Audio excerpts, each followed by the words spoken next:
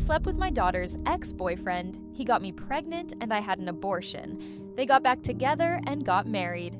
This was back in, let me think, maybe 1997. I was 38 and my daughter was 18, and she was dating Harry, who was 24.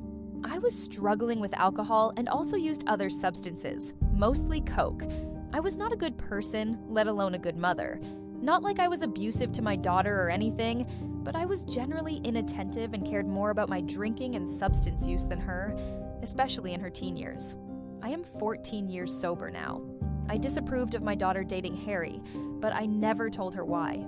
He would flirt with me constantly, and the age difference also creeped me out. Also, he had issues with alcohol and substances just like me.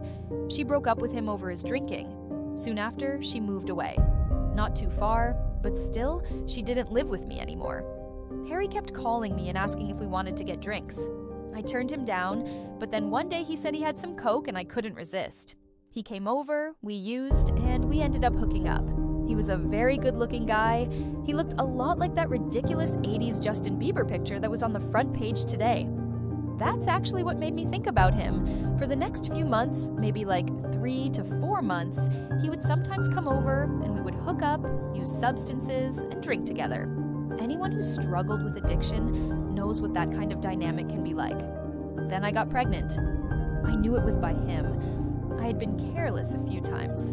I never told him I was pregnant, and I went and ended the pregnancy and kept it a secret. Anyways, I stopped seeing him after that. It was too weird. I also got sober for a while, for like 4 months before relapsing. Fast forward 2 years, and my daughter contacts me and tells me that she got back with Harry and that he is fully sober. I was honestly terrified. I thought he was going to tell her about what happened, and she would hate me forever. They came over one day, and when my daughter stepped away, Harry told me there was no reason to tell her about what happened. I agreed. It's been 16 years of marriage for them. They have a child together. Harry got cancer, then beat it. I got sober. That's basically it. I don't see them very often. They live in Texas, and I live on the East Coast. But whenever I do, there's always that tension between me and Harry.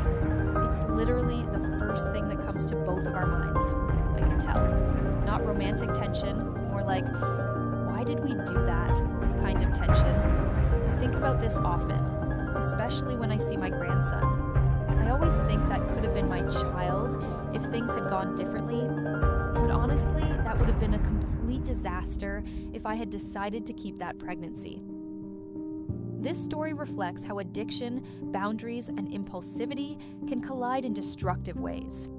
During active substance use, the brain's decision-making and inhibition systems are impaired, making people far more likely to cross moral and relational boundaries they normally wouldn't.